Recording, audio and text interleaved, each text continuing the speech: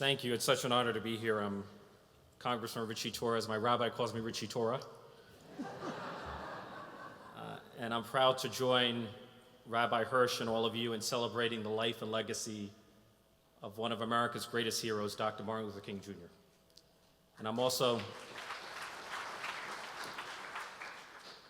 honored to join all of you in praying for the safe release of the hostages who have been languishing in captivity for 471 days and counting, experiencing a level of torment and torture and trauma that most of us will never know.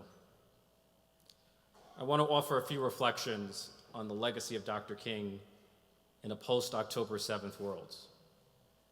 If Dr. King had been alive on October 8th of 2023, there is no doubt in my mind that Dr. King would have spoken out with moral clarity against the barbaric violence and terror of October 7th.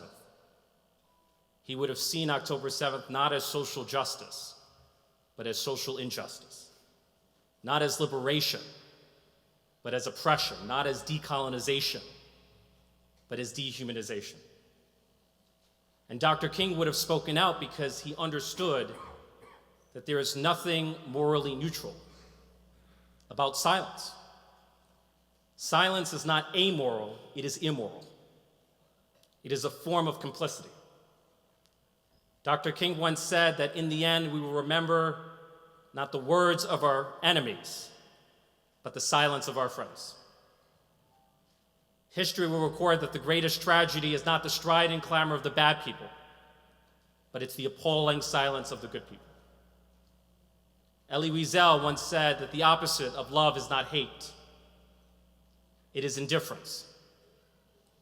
And what we've seen in a post-October 7th world is pervasive silence and indifference and cowardice that represents a profound betrayal of the legacy of Dr. Martin Luther King. And if those of us in positions of leadership, if we cannot bring ourselves to condemn with moral clarity the deadliest day for Jews since the Holocaust, then we are not living the teachings of Dr. King, we are betraying them. Now, when people ask me, why do you speak out so forcefully against anti-Semitism? Well, first, I reject the notion that one must be Jewish to speak out against anti-Semitism, just like I would reject the notion that one must be black to speak out against anti-black racism.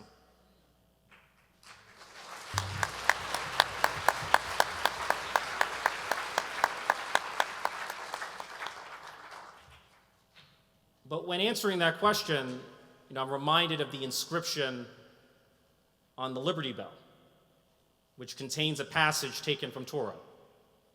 Proclaim liberty unto all inhabitants throughout all the lands. The operative phrase here is all inhabitants. None of us have liberty until all of us have liberty. None of us have equality until all of us have equality.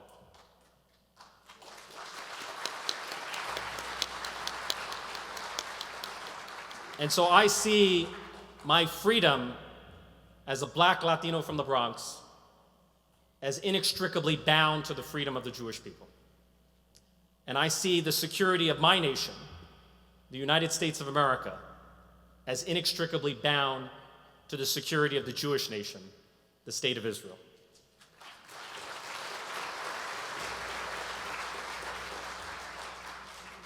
For me, the greatest legacy of the Judeo-Christian tradition is the principle of equality, the principle that we are all equal creations in the image of God, and that we are bound by our common divinity to champion our common humanity. Now, the notion of a Black Latino defender of the Jewish people might strike many as improbable. But let me remind you that America is the land of the improbable. It is the land of improbable friendships. right? The unbreakable bond between Dr. Martin Luther King Jr. and Rabbi Abraham Joshua Heschel was an improbable friendship forged in defense of our common humanity. It is through the power of improbable friendship that we shall overcome, and overcome we will. And so I want to end with a final quote. After the assassination of Dr. King, Robert F. Kennedy famously quoted from a Greek tragedy known as Agamemnon by Aeschylus. Quote, "Drop by drop upon the heart, sorrow falls, memory's pain, and to us, against our will, even in our own despair, comes wisdom through the awful grace of God. We shall overcome, and overcome we will, through the awful grace of God." God bless the United States of America. I'm Israel High. Thank you.